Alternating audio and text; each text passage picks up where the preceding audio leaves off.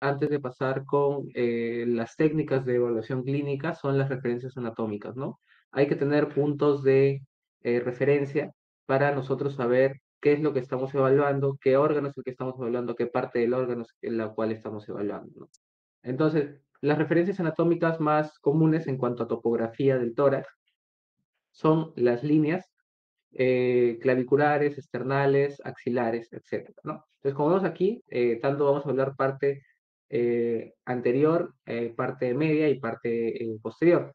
Entonces, tenemos en la parte anterior tres puntos importantes que son la línea medio esternal, ¿no? Una línea básicamente que se traza longitudinalmente hacia la parte media de lo que vendría a ser el esternón, tanto del cuerpo como del manubrio, la línea medio clavicular derecha, y la línea axilar anterior derecha, ¿no? La línea axilar, estas son las tres principales líneas que vamos a tomar de referencia anatómica para evaluación de el aparato respiratorio. A nivel medio, lo que vemos aquí es que cuando vamos a observar, a tener como referencia la línea axilar anterior, que esta también se relaciona con la parte anterior, tenemos la línea axilar media y la línea axilar posterior. Y en la parte posterior, la línea vertebral, de igual manera que la línea medio esternal, básicamente trazada en un punto longitudinal, a mitad de lo que vendría a ser las apófisis espinosas, y las líneas escapulares, ¿no? Que pasa básicamente por la parte media de lo que vendría a ser la escápula, ¿no? De igual manera longitudinalmente y paralela a la línea vertebral, ¿no? Aquí estas imágenes son más que todo referenciales, ¿no? Vemos también la relación un tanto de lo que vendría a ser los pulmones, que es lo que vamos a estar hablando de evaluación, con respecto también a lo que vendría a ser la parrilla costal y estas líneas de referencia, ¿no? En la siguiente imagen tenemos un poco más de esto, lo que vendría a ser la parte topográfica, ¿no? Hay que tomar en consideración que nosotros, al momento que nosotros evaluemos la parte clínica, al momento de reportar muchas veces los hallazgos que podríamos estar teniendo, ya sean normales o anormales, es muy importante saber en qué zona referente al órgano que estamos hablando, que es el pulmón, los pulmones, vamos a estar evaluando, ¿no? Recordemos que el pulmón derecho, en este caso, pues va a estar dividido en tres lóbulos, un lóbulo superior, un lóbulo medio y un lóbulo inferior. Y por otro lado, el pulmón izquierdo solo en un lóbulo superior y un lóbulo inferior. Entonces, al tener con puntos, estos puntos de referencia anatómicas, entonces lo que nosotros vamos a poder lograr es que si nosotros conocemos estos puntos, al momento de evaluar, hacer la evaluación clínica que vamos a ver más adelante, vamos a poder determinar si es que conocemos estos puntos, si estamos hablando de una afección a nivel del lóbulo superior, a nivel del lóbulo medio, a nivel del lóbulo inferior, o también de igual manera si estamos hablando a nivel de lo que vendría a ser el pulmón derecho o el pulmón izquierdo, ¿no? ¿Ok? Entonces, lo que tenemos en cuenta acá, bueno, ya les hablé de las líneas topográficas, vamos a ver aquí también que aproximadamente los pulmones, en un paciente, los pulmones sin contenido de aire, en este caso, pues en un paciente que no está manteniendo la respiración, eh, se extienden aproximadamente hasta la sexta costilla, porque a partir de la sexta costilla ya estaríamos encontrando usualmente lo que vendría a ser el hígado. Sin embargo, cuando nosotros pedimos al paciente que inspire y por ende pues baje el diafragma, los pulmones se expanden, podrían llegar incluso hasta la octava, entre la octava y la décima costilla aproximadamente, ¿no? Con la expansión. Tomar como punto de referencia también aquí, y es muy importante que si se dan cuenta, en la parte posterior, cuando nosotros evaluamos el dorso del paciente, vamos a estar evaluando principalmente el lóbulo inferior de los pulmones, tanto del derecho como del izquierdo. Y cuando evaluemos la parte anterior, vamos a estar evaluando principalmente lóbulos superiores. Y en el caso del pulmón derecho, también parte del lóbulo inferior, ¿no? Entonces, aquí también tenemos los puntos de referencia, ¿no? Con respecto a la parrilla costal, una vista, estas son vistas laterales, esta es una vista anterior, ¿no? Como vemos, se expande aproximadamente hasta la sexta, séptima costilla. Por los laterales puede expandirse hasta la séptima costilla, por la parte anterior hasta la sexta aproximadamente, y en inspiración pues puede llegar hasta la octava, décima costilla. Aquí también vemos una vista posterior, ¿no? Vemos también que la parte superior, ¿no? Lo que vendría a ser las apófisis espinosas. Aquí tenemos como punto de referencia la vértebra torácica T4. A este nivel aproximadamente, por encima de este, si evaluamos, vamos a estar evaluando lóbulos superiores de ambos pulmones, y por debajo de T4 ya estaríamos evaluando básicamente lóbulos inferiores, ¿no? Hasta aproximadamente eh, la costilla el par de costillas número 10, que es en la parte posterior, hasta donde podemos encontrar la extensión del- de los pulmones. Y aquí también como punto de referencia toman lo que vendría a ser el diafragma, ¿no? Hasta donde podría llegar a expandirse también. ¿Ok? Tomando en cuenta lo que vendría a ser ya estas referencias anatómicas, vamos a estar hablando de la evaluación clínica como tal. Como pueden ya saberlo, y si es que no lo saben, la evaluación clínica no solo del aparato respiratorio, sino también de los demás aparatos, siempre debe seguir un orden. Entonces, en el caso del aparato respiratorio, el orden que se sigue es inspección, que es lo que estamos presentando, palpación, percusión y al final de todo, la auscultación. Este orden puede variar dependiendo del aparato que se esté evaluando, ¿no? En este caso, en el aparato respiratorio, lo primero que vemos es la inspección. ¿Y qué inspeccionamos en este caso? Pues básicamente observamos las características del tórax, ¿no? ¿Qué es lo que podemos llegar a ver o qué es lo que a lo que debemos prestar atención con respecto a la inspección? Primero, lo primero que vamos a ver es la piel del tórax y en el caso de mujeres también la piel de las mamas.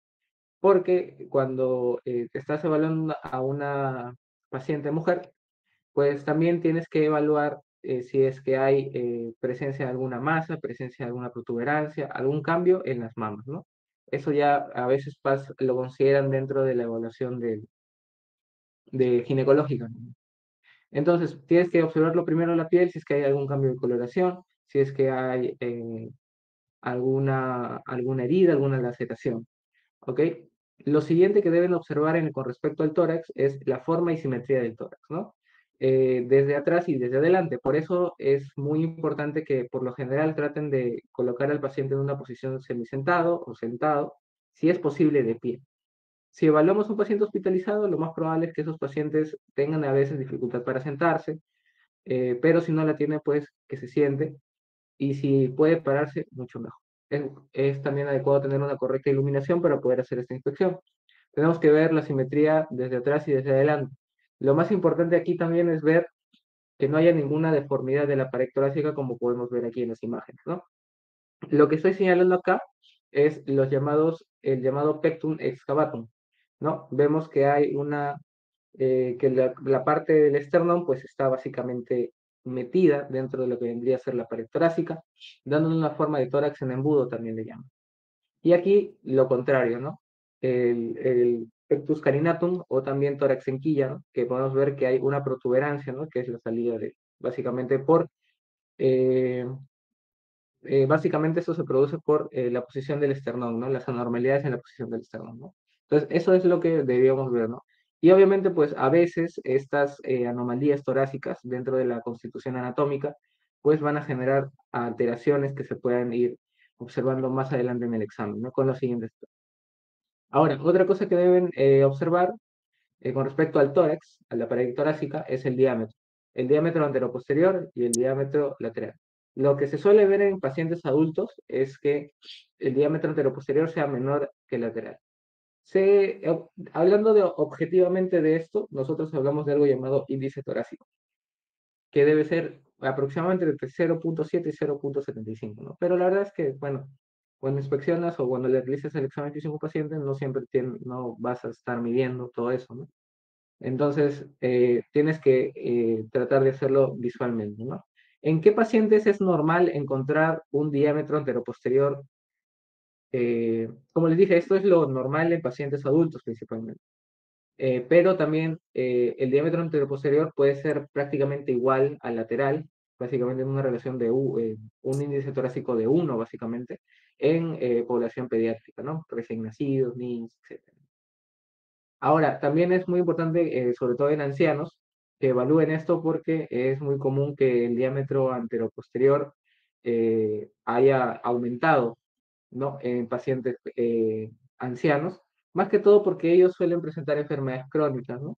Y ya por el tiempo, en la parte de la vejez, pues se va reduciendo este diámetro, ¿no? El llamado tórax sentón también, que puede estar relacionado incluso también a otro tipo de alteraciones que se pueden ver en el examen físico.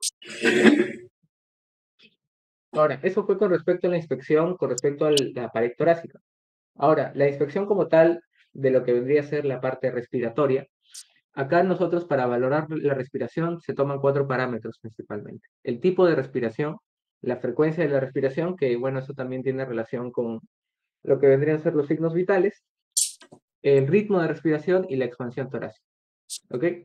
Entonces, estos cuatro parámetros, al momento que ustedes valoren la respiración solamente mediante inspección, ojo, ¿no? Porque pueden valorarla también mediante las otras técnicas, pero solamente mediante inspección, estos cuatro parámetros son los que ustedes van a poder eh, tomar en cuenta, ¿no? Al momento de realizar la evaluación clínica.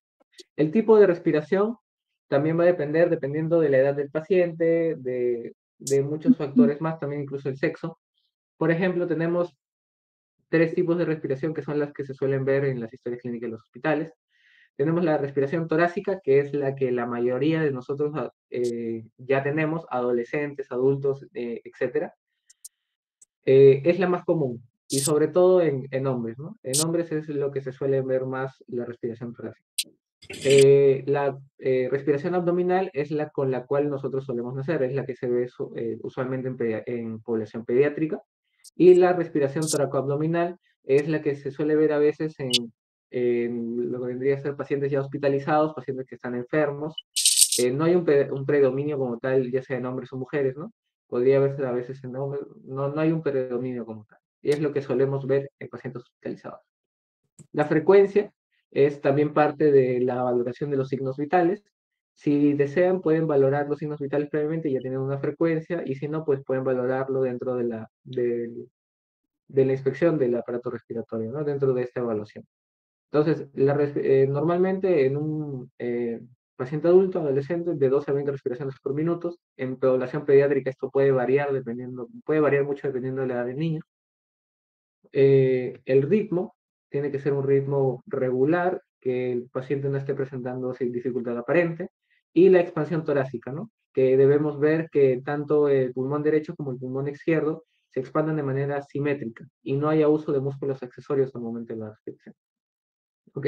Esto es lo que nosotros tratamos de valorar de estos cuatro parámetros, ¿no? Y esto, lo que le hemos demostrado acá, es lo que se suele ver normalmente en un paciente sano. Ahora, nosotros hablamos también de patrones respiratorios, que si se dan cuenta, tienen en consideración estos cuatro parámetros. Aquí tienen una lista, pero los más comunes o los más conocidos que podrían llegar a ver y tienen que saber son, por ejemplo, la respiración normal, ¿no? Como vemos, regular, sin ningún tipo de dificultad, una frecuencia de 12 a 20 respiraciones por minuto, ¿no? Hay una expansión torácica simétrica en estos casos. ¿En qué casos podríamos ver una expansión torácica irregular, o sea, asimétrica en este caso? Cuando hay alguna afección que esté afectando unilateralmente al aparato respiratorio. Podría ser, no sé, algún tipo de consolidación, algún tipo de derrame unilateral, que no permita que uno de los pulmones se expanda a su totalidad, ¿no? El neumotórax, por ejemplo, etc. Ahí sí veríamos una expansión torácica asimétrica. Tenemos, pues, también otro patrón que sería la bradipnia, ¿no? Que eso, pues, básicamente es disminución, pero en el parámetro de frecuencia. Como vemos, sigue siendo, bueno, la respiración, quizás el tipo de respiración no puede variar, el ritmo sigue siendo regular y sin dificultades, pero la respiración, la frecuencia es lenta. La taquipnia, de igual manera, se mantiene una correcta amplitud, un correcto ritmo, pero las respiraciones son más rápidas, por eso hay menor tiempo entre una y otra. La hiperventilación es básicamente similar a la taquipnia, ¿no? Simplemente que la frecuencia aumenta aún más y además de eso son respiraciones bastante amplias, con pequeñas pausas entre ellas, ¿no? Totalmente amplias, ¿no? Vemos acá la respiración profunda, amplia, una pequeña pausa y sigue. Una pausa ligera, básicamente, y aumenta por eso la frecuencia. Es muy similar a el patrón de respiratorio de Kussmaul. El patrón de respiración de Kussmaul lo van a ver mucho en pacientes que quizás llegan a la emergencia por presentar acidosis metabólica.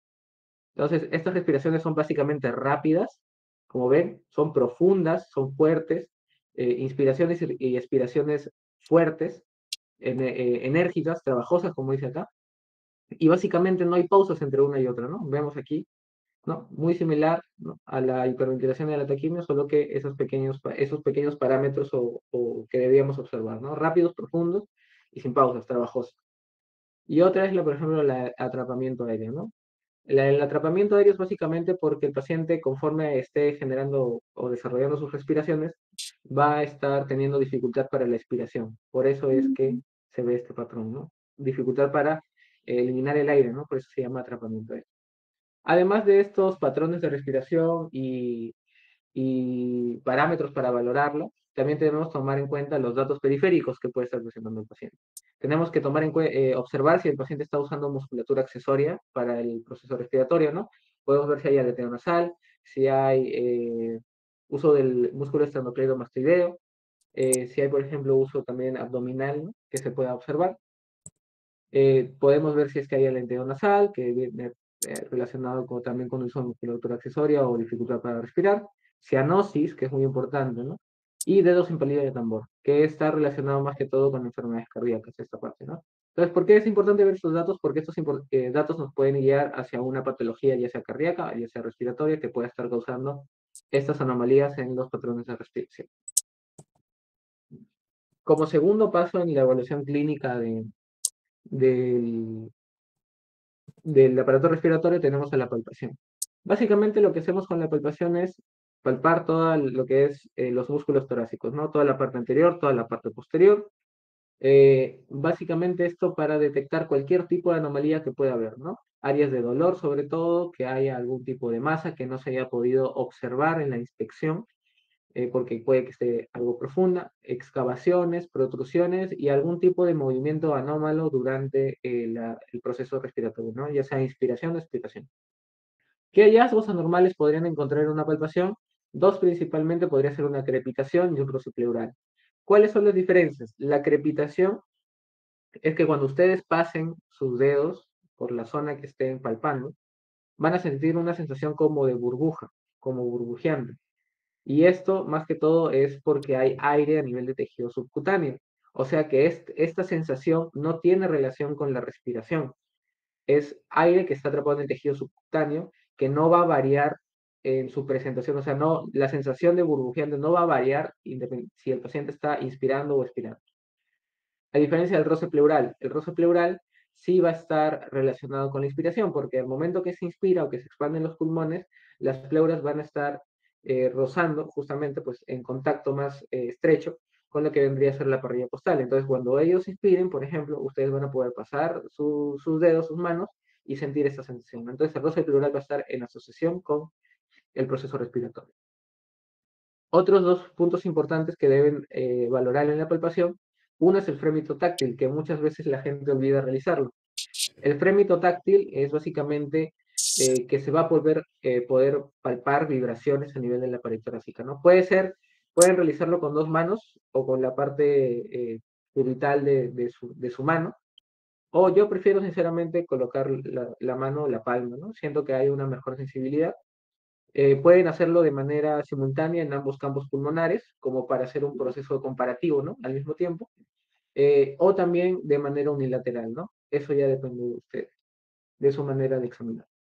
Y básicamente lo que se le pide al paciente es decir una palabra, ¿no? O sea, lo más típico es, por ejemplo, que diga 33, ¿no? Ferrocarril, para que se emitan esas vibraciones que produzcan el habla y nosotros poder percibir básicamente la vibración. Cualquier tipo de alteración en la vibración, por ejemplo, una disminución o aumento de esta, puede indicarnos patologías como consolidaciones, derrames, etc. Con respecto a la expansión torácica también, es muy importante, bueno, por eso recargo la importancia del frémito táctil, ¿no? Y el otro parámetro es la expansión torácica, ¿no? Para ver si hay básicamente para confirmar lo que nosotros hayamos podido ver en la inspección, porque en la inspección, como les mencioné, también hay que valorar la simetría de la expansión del tórax, ¿no? Pero acá la palpación del procedimiento ya es un tanto para complementar y confirmar, ¿no? Que hay una expansión torácica correcta. Idealmente se debe situar detrás del paciente, ¿no? Porque, bueno, como les mencioné, lo ideal es que el paciente esté en posición sentado, semisentado o de pie de preferencia para poder examinar lo que vendría a ser el aparato respiratorio. Situarse idealmente en la parte de atrás del paciente y colocar los pulgares a nivel de las apófisis vertebrales, a nivel de la décima costilla aproximadamente, ¿no? Y acá le pedimos al paciente que haga una inspiración y vemos si es que hay separación de los pulgares, ¿no? Una separación básicamente equidistante. y si es simétrica también, ¿no?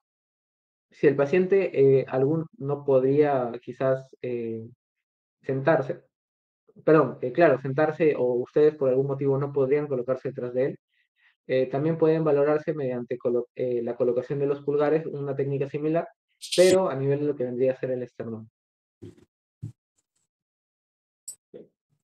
El tercer